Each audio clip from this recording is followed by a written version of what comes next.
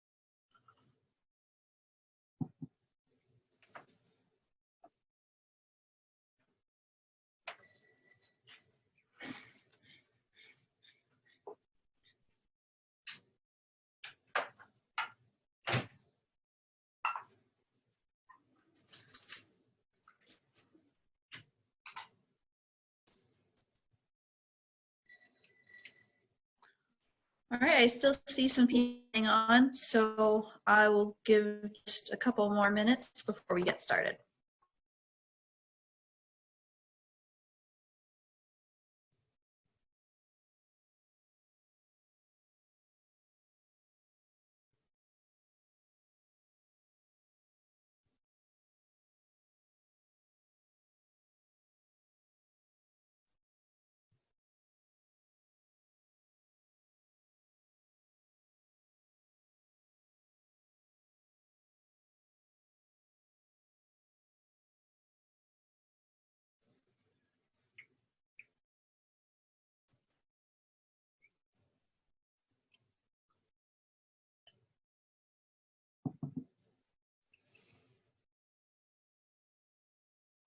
All right, Deirdre, would you like to get started? Sure. Hello, everybody. Thank you for joining us today. This is the first in a series of lectures CC University we're going to be doing weekly. We actually wanted to start all this before our unprecedented times that we're living in right now, but I hope everybody's well, and thank you for joining us. So today we're going to talk about osteoarthritis in dogs. And it's typically or historically been thought of as a disease of bone and cartilage, and a thorough physical exam can often easily elicit signs attributable to osteophytes and crepitus. But the other thing that we know, we just sometimes don't put together right away, is that it's largely felt also in the surrounding structures, such as inflamed synovium, joint capsule, exerts pressure on weakened ligaments, tendons, and muscles. And all this, it's sort of not only just a disease of joints, but the whole body, which it's our job to treat. So in this lecture, we're going to talk about OA, and we're going to differentiate between acute and chronic pain. We're going to discuss multimodal pain management, nonsteroidals, other pain medications and supplements, and common therapeutic modalities. Usually I will query the audience for when we get to certain sections about certain pain medications, modalities. I'm not sure whether you guys are coming from rehab practices, general practices, etc. But now we are all put together into this lecture. So this is your typical poster child for the osteoarthritic patient. Middle-aged to older dogs, large breed dogs more typically, and overweight to obese. OA is a degradative process. When there's pain, we and animals will limit mobility. This will lead to muscle atrophy and weight gain, and all this causes additional inflammation, which favors the destruction of cartilage, or at least not being able to support healthy cartilage, which triggers alterations in the articular surface, synovial membrane changes, and increased synovial fluid, decreased synovial fluid with decreased viscosity, and the lubrication properties are all gone. And this is a very vicious cycle, which leads to an increase of pain. This is a schematic representation of the catabolic process of osteoarthritis. COX-2 gives rise to destructive and painful inflammatory eicosanoids. prostaglandins in the arachidonic acid pathway lead to pathological features of pain and inflammation.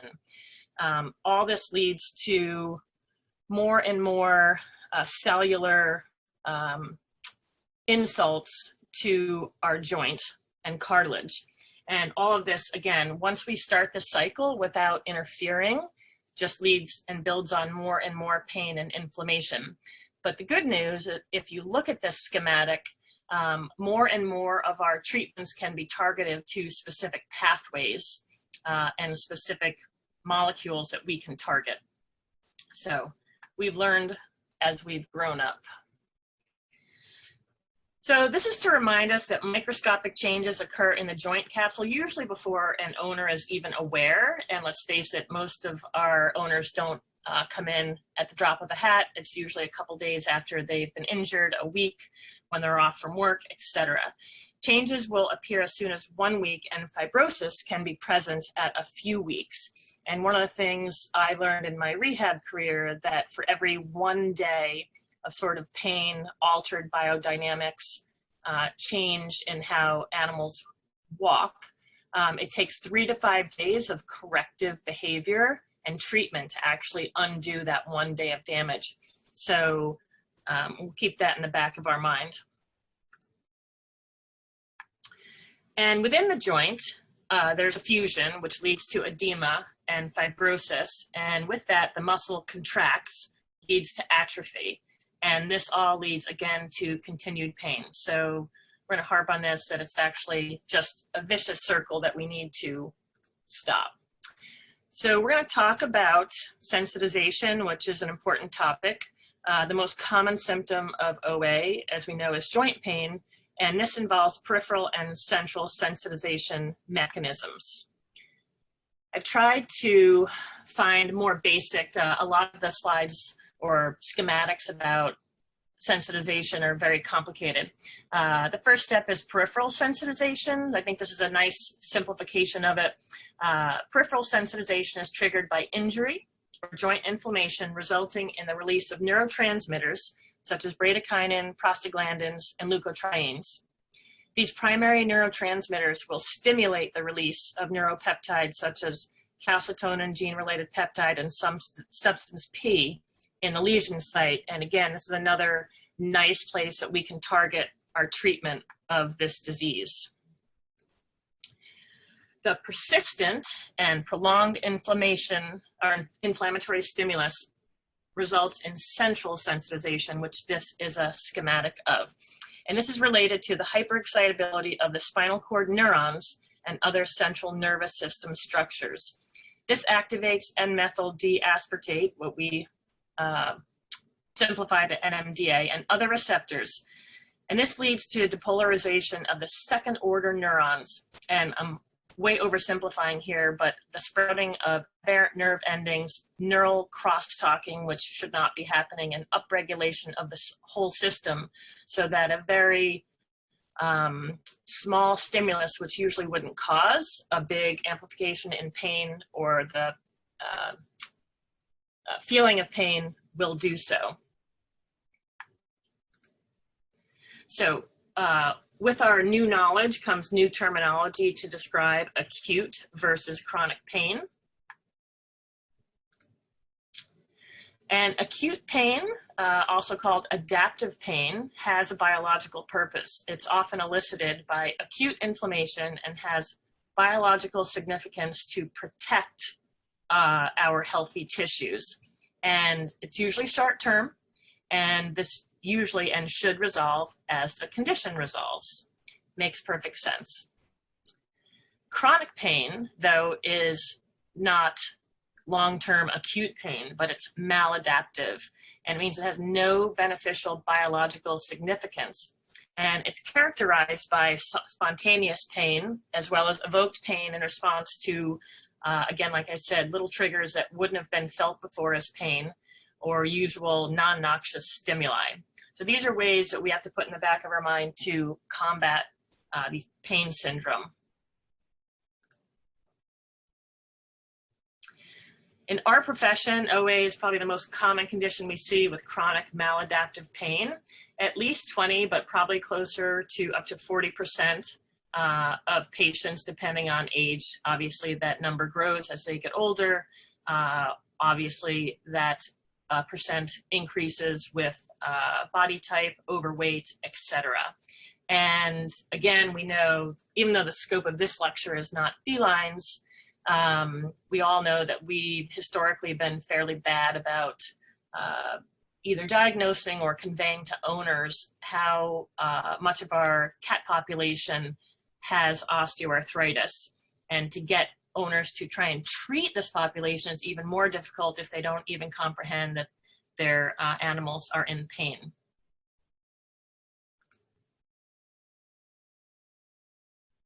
So, what is the best way? Well, we know now that multimodal management is the best way to combat osteoarthritis, probably any disease we have these days. This encompasses nonsteroidals, pain relievers, and integrative care, and this is my favorite part. This includes supplements, modalities, therapeutic exercises, environmental modifications, and the biggie, which is most often difficult for most owners, is weight optimization. Starting at the top, when we talk about nonsteroidals, unfortunately, many of the dogs and cats with existing OA can't really exercise to lose weight due to the underlying pain and inflammation caused by the disease, and we don't want to do more harm than good when we're first starting out treating. At its core, OA is an inflammatory disease that leads to central and peripheral sensitization. Therefore, NSAIDs are a very key pharmacologic intervention for OA in any patient. There are several excellent systematic review articles to provide detailed guidance for the best use of long-term NSAIDs, but we're going to cover that briefly here. NSAIDs are drugs that exert anti-inflammatory analgesic properties, and they are the mainstay of treatment for mild to moderate and even severe pain. These anti-inflammatory agents aim to inhibit the cyclooxygenase COX enzyme.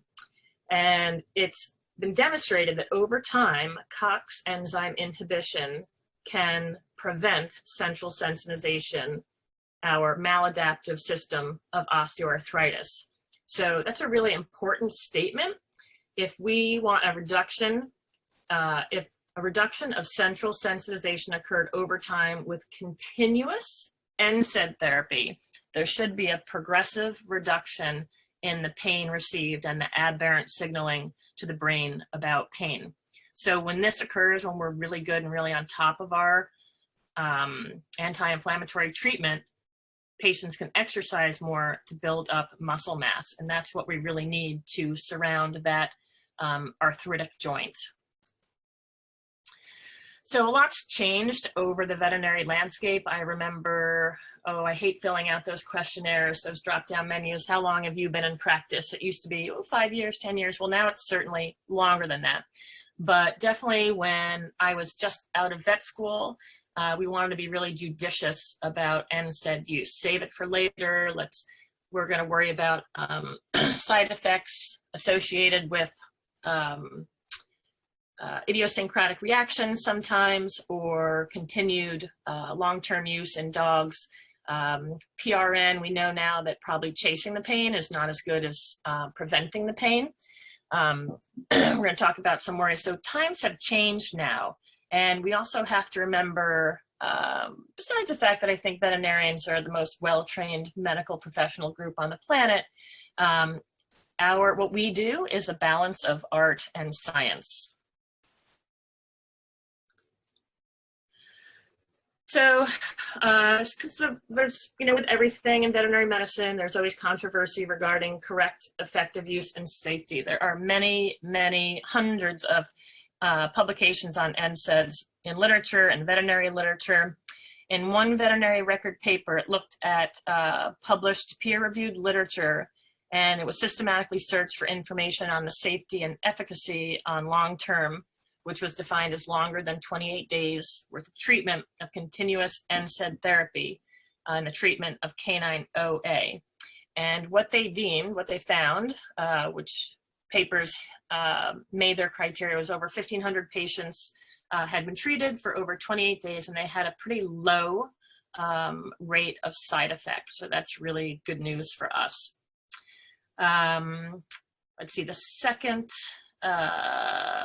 paper that I'm going to highlight here was a paper out of France. It looked at over 110 dogs with safe long-term therapy. It was 4 mg per kg, which they had a very low percent of side effects. And lastly, this 39 dogs treated for 52 weeks, so a year, 96 improved by the end, and they only had a 5% GI side effect rate. So these are all good, good news for us veterinarians. So the most common adverse effects are GI in nature. Clinical signs in order of most common: vomiting, diarrhea, and inappetence for dogs, and inappetence for cats. Adverse effects most often occur within the first 2 to 4 weeks, and clinical signs usually resolve when the drug is withdrawn. Sometimes there's a gastroprotectant that's initiated, although that's becoming a little bit controversial as well. Gastric ulcers can occur during NSAID therapy, and it's definitely possible. I've seen it, but they're usually are clinical signs first. They don't just pop up most of the time without some other signs.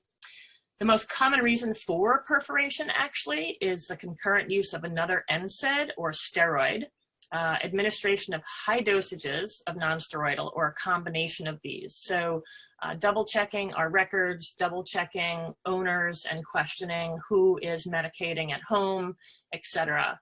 And I will say that when I started doing rehab, I was doing it in a standing facility, and I would ask the owners every time they came in, or whoever brought them in, you know, medications, what are they taking? Oh, it's this pill, that pill, or I can't remember, it's whatever you prescribed, blah, blah, blah. Interestingly, when I transitioned to some at-home services, it was really shocking to me the amount of medications that owners save, owners are confused about. They don't write, you know, we have the drug name on the label, but they don't say what it's for.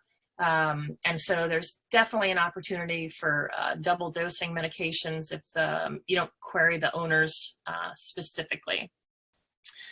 Let's see, the second most common adverse effect is kidney disease, and patients at the highest risk for those are dogs that actually have concurrent low flow states. They have low blood pressure, they're dehydrated, they have heart failure, they're on Lasix, and they have may have pre-existing chronic renal disease.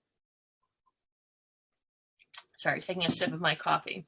Idiosyncratic hepatocellular necrosis remains exceedingly rare, and it's actually not a toxicosis, but an intrinsic heritable reaction to the molecule being administered. And I don't know if any of you have seen these. I saw one of these when I was a resident, and it was pretty scary. And a paper published back, I know it's a while, 2006, but Sonello published in JVIM, he compared Derek Cox to aspirin in 24 healthy dogs, and his results showed the administration of this veterinary treatment to healthy dogs resulted in a significantly lower gastric lesions score and fewer days of vomiting compared to aspirin. So I think that we do well staying with what is approved in veterinary medicine for our patients. So going back, Duncan LaSalle, who is one of our big fighters on the front line of OA, he published his findings, albeit in 2005, but regarding Daramax causing GI perforation in 29 dogs, a thing that I said happened rarely. But what he found was interesting. Half of the dogs receiving Daramax with GI perforation had actually received the drug at a higher dose than what was approved, and 90% of the dogs had received more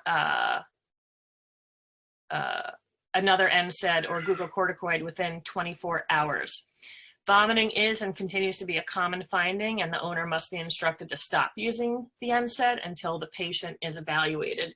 And that's probably going to be even trickier today, although now that most owners are trapped home with their dogs, there will start to see anything abnormal, and I usually, even though vomiting has been reported as the first sign, if there is a Labrador who is normally a chow hound and recent administration of a non-steroidal and there's any inappetence or it takes 10 seconds long to finish that bowl of kibble, that's when I want them to call me and we'll discontinue the NSAID immediately.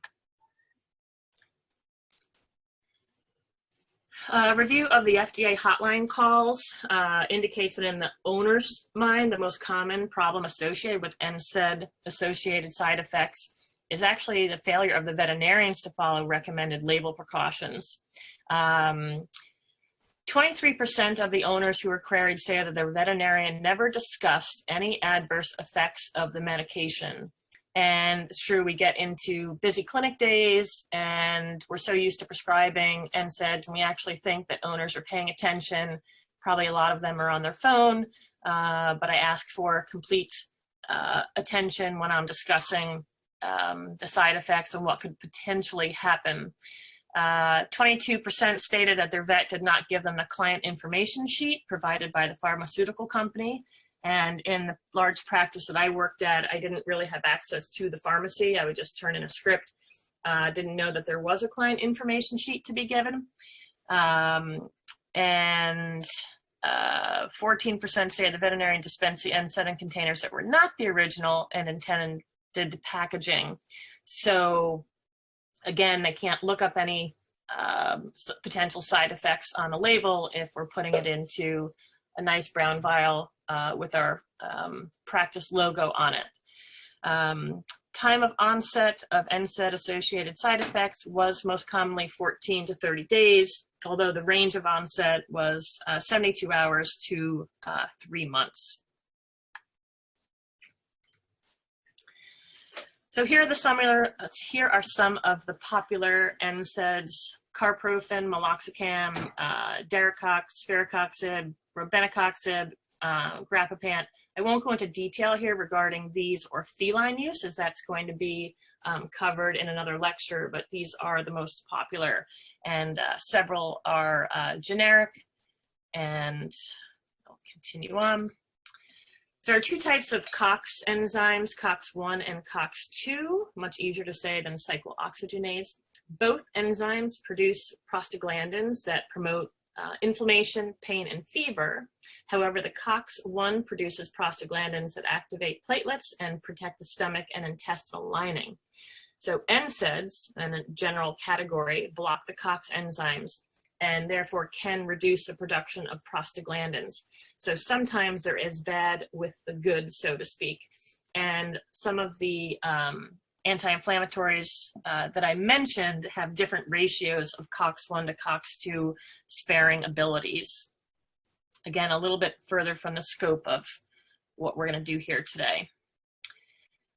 This is the newest in my tool bag, first in its class to selectively bind prostaglandin and EP4 receptor antagonist. So this is Gabapentin, better known as Galaprant, and instead of binding high up and blocking all the COX-1, COX-2, it goes down to actually just the prostaglandin E, which is thought to be responsible for pain, central sensitization, etc. In my, when this first came out, everybody was really excited. But number one, I'm very familiar with the anti-inflammatories that I have in my medicine cabinet, and if they're working well, obviously it's also at a better price point. Two, there were instances on the listserv about this particular drug actually having side effects and causing increased renal values. So nothing's perfect. And I tend to use this now sparingly in a dog that can't tolerate the other more general non-steroidals. And this is where I would query the audience about how many people have turned to this, what they're using it for, but I think everybody's using it just more judiciously these days due to price point and some side effects being reported. So going back to art and science and the balance. So who is the best patient for NSAID therapy? Well, one, obviously it's the osteoarthritic, and sometimes it's the overweight dog. What we want to do to make sure that the dog is going to remain healthy, or any patient, is a baseline minimum database.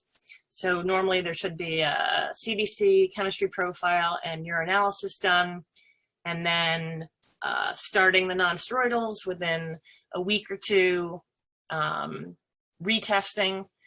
And I kind of stopped doing the 4 to 6 weeks later. Owners weren't too happy about that, but then retest every 3 to 6 months. UA, I always like to have the owner collect first morning sample just to make sure that there's no renal insufficiency. And now there's also different urine markers to test microscopic damage if there is any of the kidneys. As I mentioned before, patient selection is extremely important, or actually how we treat them and monitor them. What we can do for our older dogs that have OA and usually have some increased liver elevations, a review of the veterinary literature actually doesn't necessarily show an increased risk of liver problems in dogs with elevated enzymes that are on NSAIDs. But we need to have more frequent monitoring to keep track of the trends. But in the case of inadequate liver function or having an elevated serum bile acids, that's when that would be a hard no for using NSAIDs. And also keep in the back of your mind that liver disease itself can increase the risk of GI ulceration and cause decreased NSAID metabolism. So the dose must be adjusted accordingly. And, you know, I think before this recent COVID crisis, when we had to rely on owners, definitely a good time to have a big conversation with owners. I had a woman come to see me, I think about a month ago, and she was ready to put her dog to sleep because her other vet wouldn't increase the NSAID dose. And I said, you know, to the point that you're actually going to euthanize your dog versus maybe seeing if a little more NSAID might help. Just get up, walk across the kitchen floor, be an active part of your family. I'm certainly willing to have that conversation with you. You just have to understand, sort of repeat back to me what the possibilities are. But I think that now in our days of new telemedicine, we're going to have more and more conversations like this.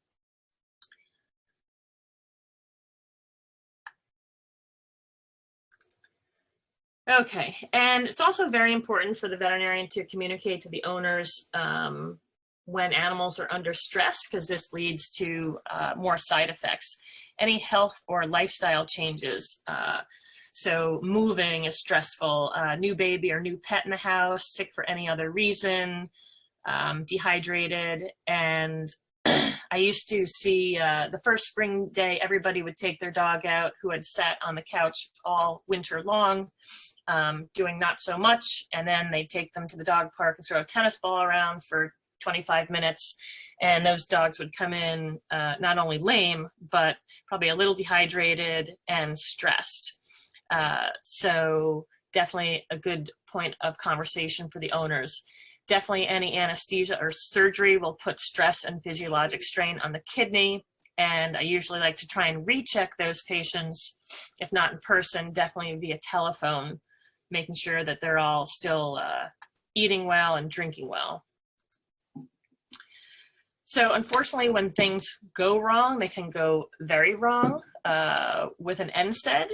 Here's a schematic, and we're not going to get into it because we talked about some of the things that can happen. This is just sort of the chain of how those happen, leading to mucosal injury and bleeding.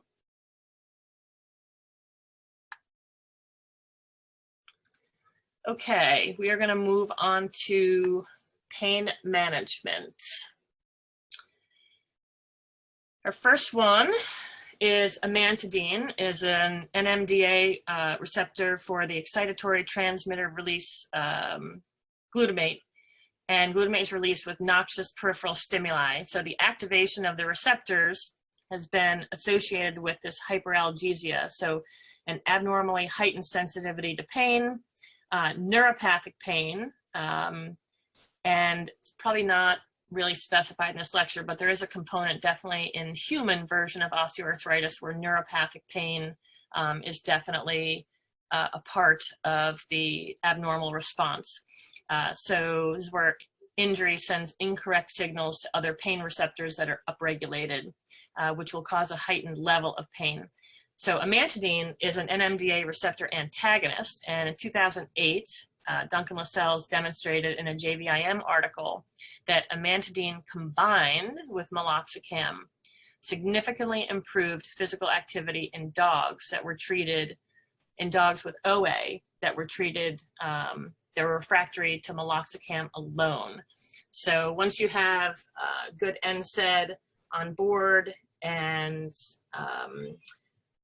I know that an NSAID is definitely indicated, but sometimes doesn't do the job.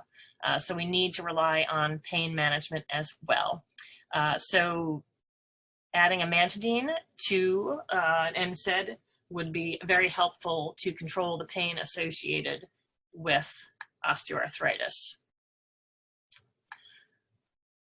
I'm going to move on to gabapentin. That's definitely been a popular drug in the veterinary toolbox for a while, not only for OA, but also calming animals down, de-stressing them before they come in.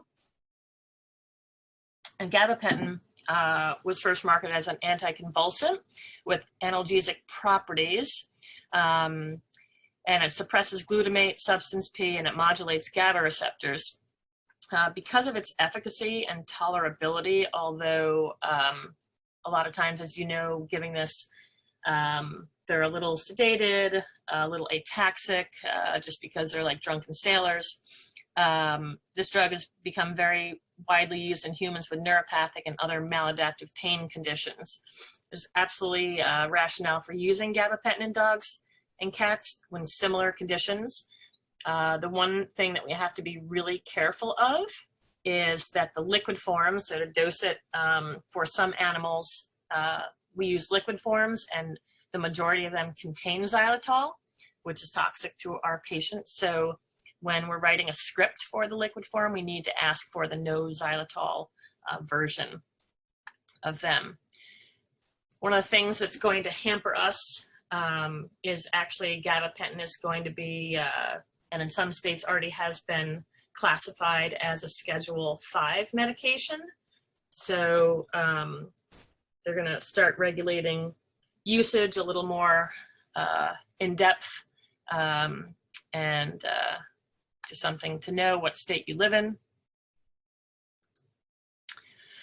Amitriptyline is a tricyclic antidepressant, and as a class, these block the reuptake of catecholamines, thereby enhancing adrenergic transmission. It also has NMDA receptor antagonist properties, which we just discussed. And these tricyclic antidepressants are effective medications for selective neuropathic pain conditions in humans. I don't use this as much as I used to, but certainly is an option. Oops. And this is another time where I would query my audience about tramadol and who uses it. And still to this day, I'm always surprised how many people still use it. The pharmacokinetics of oral tramadol do not favor its use for OA pain in dogs due to low plasma levels that actually diminish pretty rapidly to near negligible after sequential use, even over several days. Dogs don't produce the mu receptor active metabolite that occurs in humans, which is needed. And it may be better suited pharmacologically for cats, but it's extremely bitter in taste. You probably have to shove it into a gel cap, but that would be one of the limiting factors about using tramadol. But more than that, this research actually was presented by Westling at the Veterinary Orthopedic Society meeting in March 2012, where the effect of oral tramadol on ground reaction forces, peak vertical force in dogs walking over pressure mat, with experimentally induced OA showed that there were no significant differences between the tramadol treated dogs and the sham treated dogs. And more recently, Steve Budsberg out of Georgia, published in JAVMA, showed that after 10 days of treatment in client-owned dogs, tramadol provided no clinical benefit in dogs with osteoarthritis. So in my scenario, I definitely don't see any reason to carry this anymore. It was probably one of the more popular drugs to carry around because it was not a controlled substance, but within the last 3 to 5 years, it has become a controlled substance. So even more of a reason that we probably don't need it. And with all of the, let's see, before this crisis was the owners seeking veterinary medication to take themselves and abuse, just another reason not to actually use tramadol anymore. So we're going to move on to supplements and glucosamine, and there's a poster child right there of a patient who would need supplements and pain management as they get older, but glucosamine is a precursor of glycosaminoglycans, and in vitro studies shown it's utilized in the synthesis of GAGs and shown to prevent degradation of cartilage and production of inflammatory mediators. It appears that chondroitin sulfate prevents the degradation of type 2 collagen within the articular cartilage, and we know that takes a big hit with OA and inflammation. So glucosamine and chondroitin sulfate are often combined in commercially available products. It appears that there's a synergistic effect when the two are used together.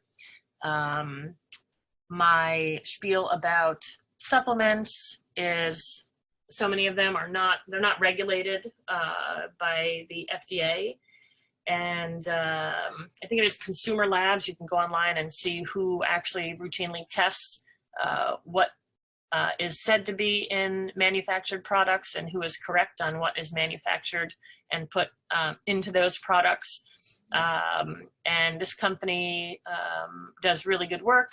They test their products, and they have other drugs now available, Cosequin, besides regular strength, double strength for just sizing, prescription, but also the other one with ASU and saponifiables and things like that. More and more, I usually use this as the mainstay, especially if there's an animal that's sort of my lab puppy that I'm pretty sure is going to have OA later on down the line. You know, I think, again, having some of these building blocks on board before anything happens is much better than trying to fix joint fluid, joint capsule when things are injured. Another area are omega-3 fatty acids. The primary source of omega-3 fatty acids is fish oil. Doug's, Hills has done, I think they were one of the first foragers of supplementing dog food and having joint diet, so to speak. There was a Hills JD study fed a test diet containing 3.5% omega-3 fatty acids for 90 days. There were subjective measures and force plate analysis scores of OA severity were used and provided preliminary evidence that dietary supplementation with fish oil omega-3 fatty acids, EPA and DHA, resulted in decreased pain and lameness, improved weight bearing, and the decreased need for non-steroidals. There are also a recent placebo-controlled clinical trial in dogs with OA investigated fish oil supplement added dosed at 90 mg per kg EPA and 20 mg per kg DHA, and there was significant improvement in the indicators of pain and quality of life when comparing baseline outcome measures to those collected at the end of the 16 weeks. So there's really a strong support for supplementation of omega-3 fatty acids. This JAVMA study showed that commercial versus supplemented, a regular commercial diet versus supplemented with 3.5 fish oil omega-3 in 38 dogs had orthopedic evaluations, force plate analyses, and owner completed questionnaires. There were improvements in peak vertical force and up to 82% in the dogs fed. And I do like to have dogs on a joint diet if I can, if they're not overweight, etc. And in this, excuse me, trial, 78 client-owned dogs with OA were enrolled in this study, and they were randomized to placebo oil or triglyceride N3, providing an average dose of 69 mg of EPA and DHA per kg per day. And again, orthopedic examinations, and they followed blood tests. 74 dogs completed the trial, and all clinical outcomes for measuring discomfort, lameness, and joint severity, pain at day 84, and blood metrics were improved compared to placebo with no major side effects. And moving on to injectables, the polysulfated glycosaminoglycans are a semi-synthetic product found in articular hyaline cartilage. Adequan is the only FDA-approved disease-modifying osteoarthritic drug. Sometimes you see that DM, there's disease-modifying, disease-sparing osteoarthritis drug. These stimulate collagen synthesis and inhibit collagen breakdown, as well as decrease pain and inflammation.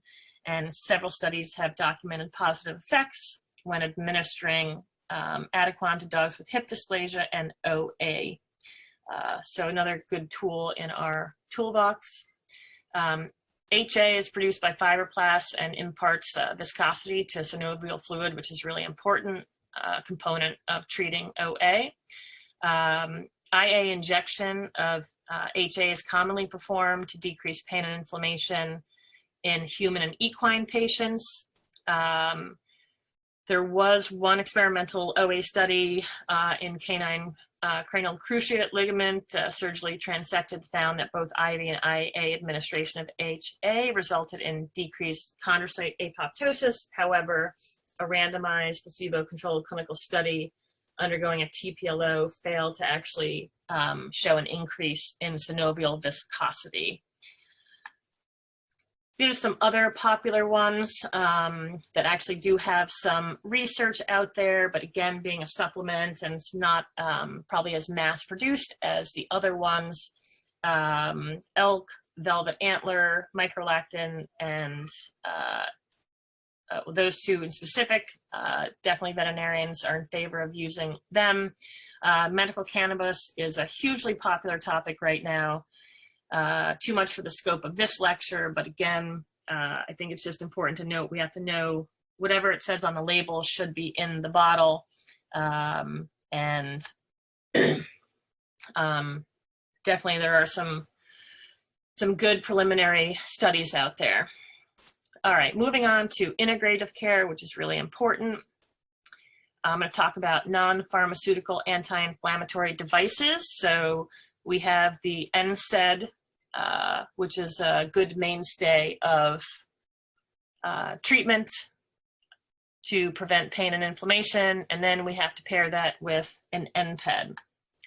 So ICE, cryotherapy, decreases muscle spasms by decreasing muscle metabolism and decreasing byproducts which act as irritants.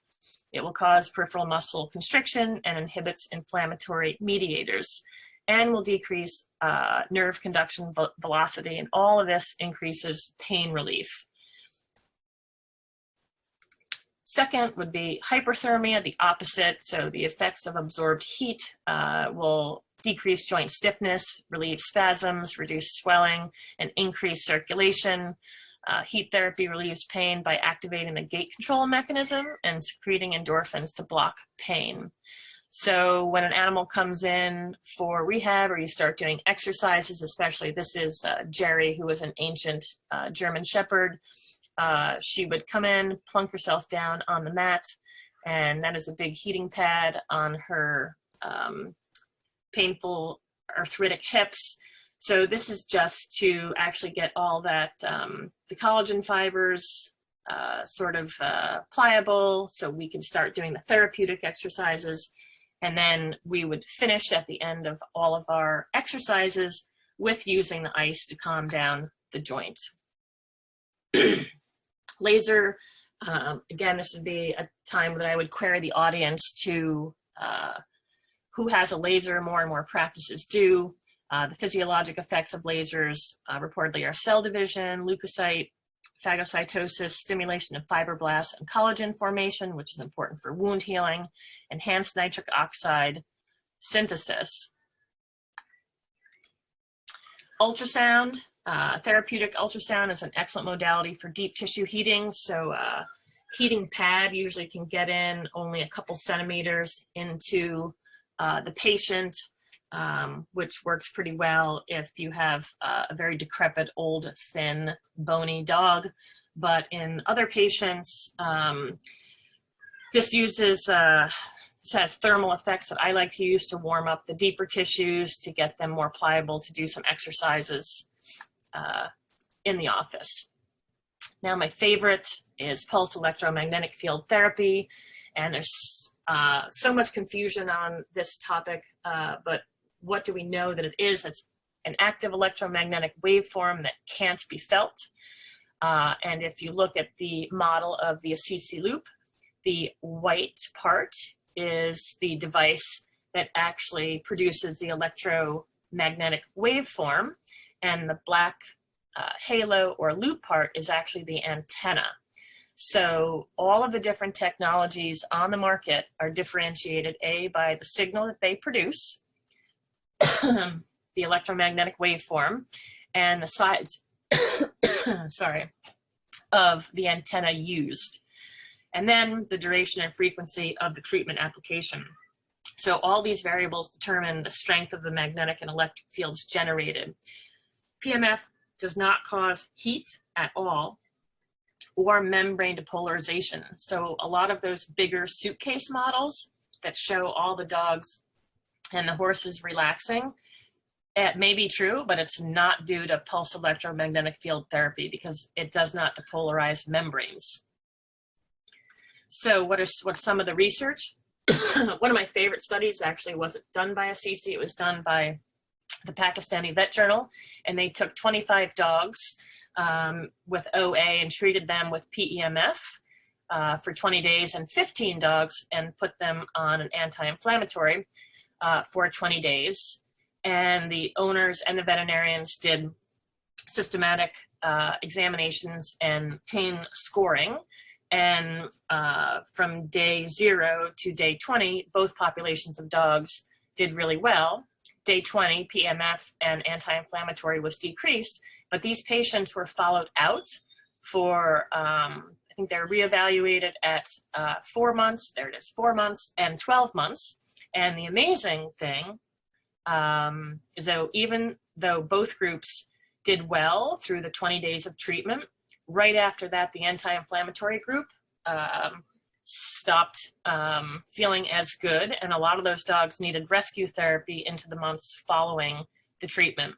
But the PEMF group improved until the end of the study. So PEMF is actually, it enhances nitric oxide production, it has anti-inflammatory properties, and decreases pro-inflammatory properties, and it helps with cell differentiation. So it actually works on a lot of the same principles as laser.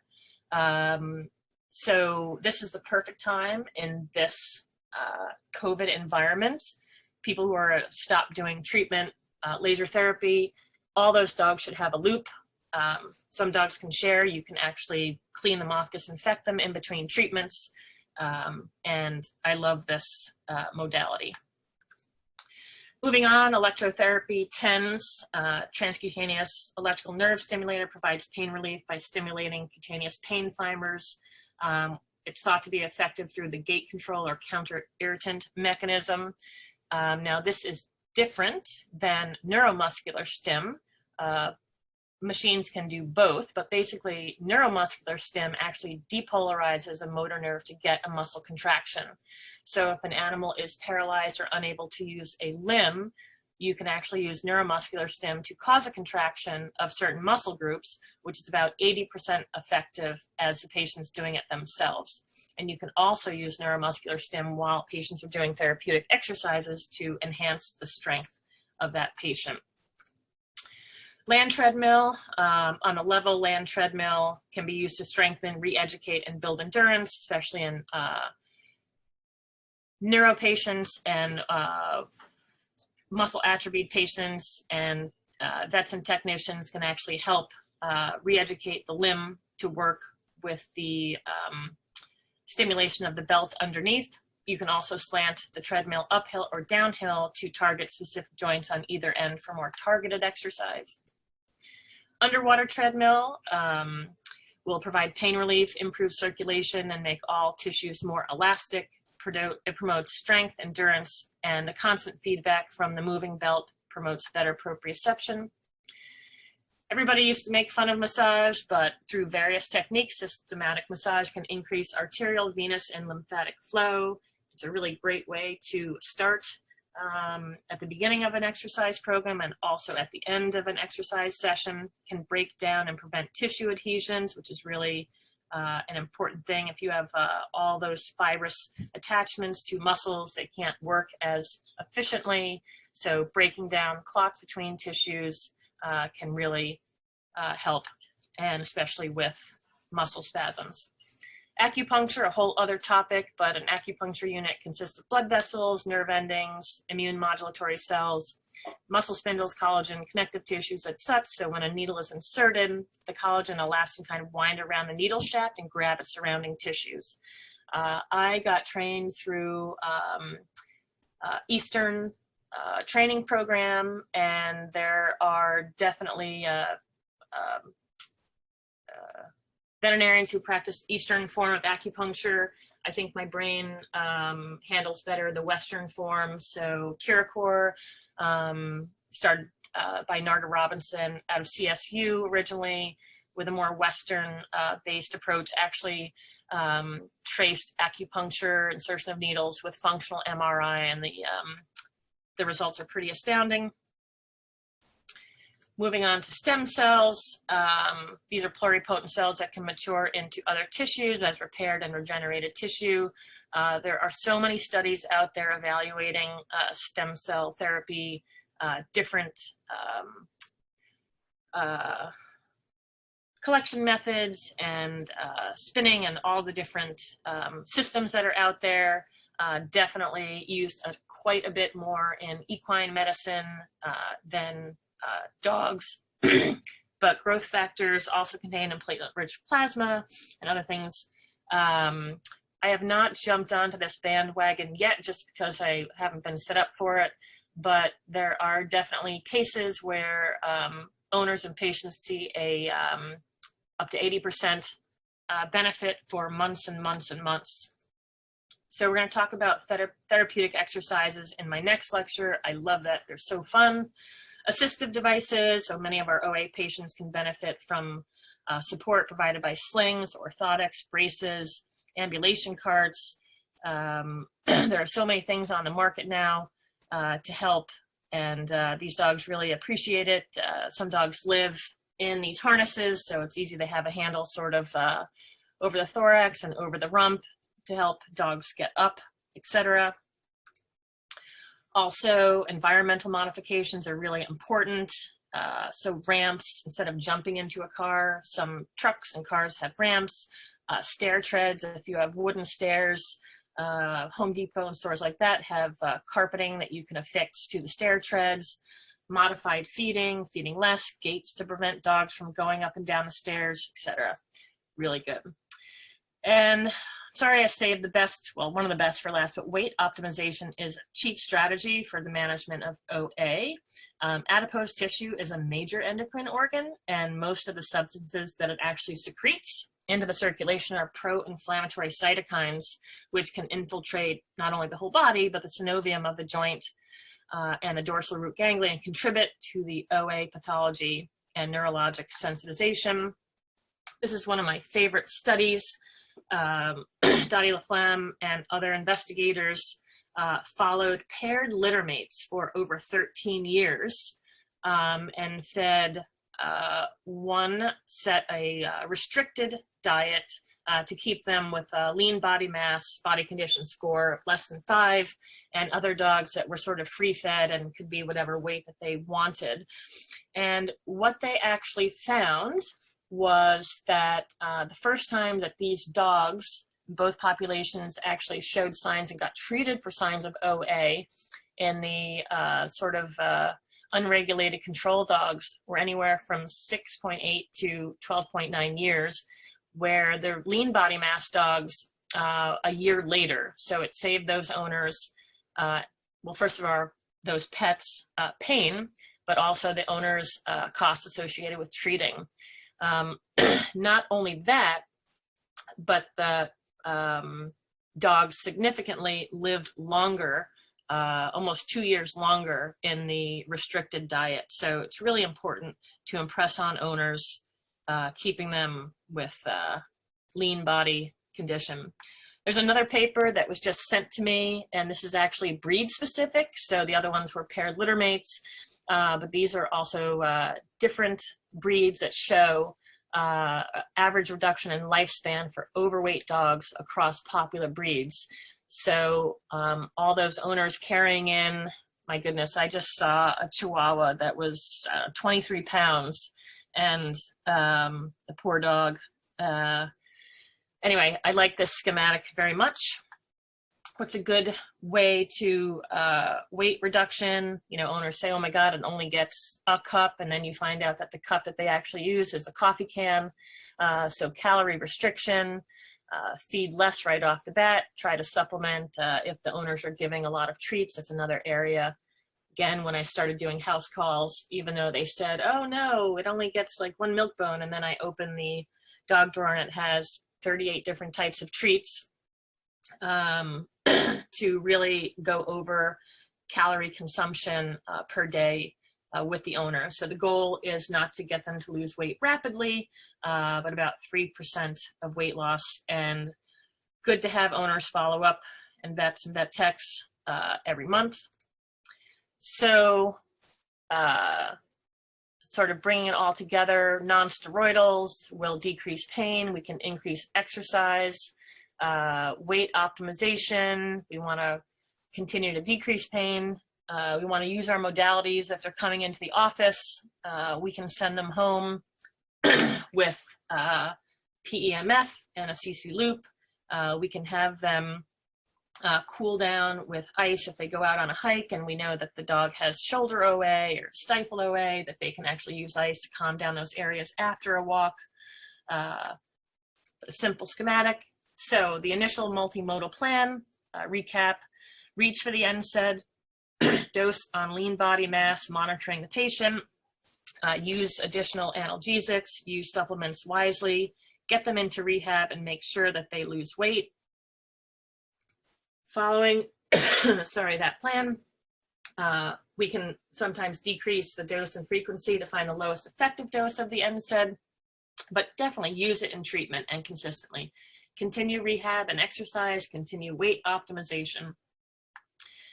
And I just love this. Divine is the work to subdue pain. That is what we do here.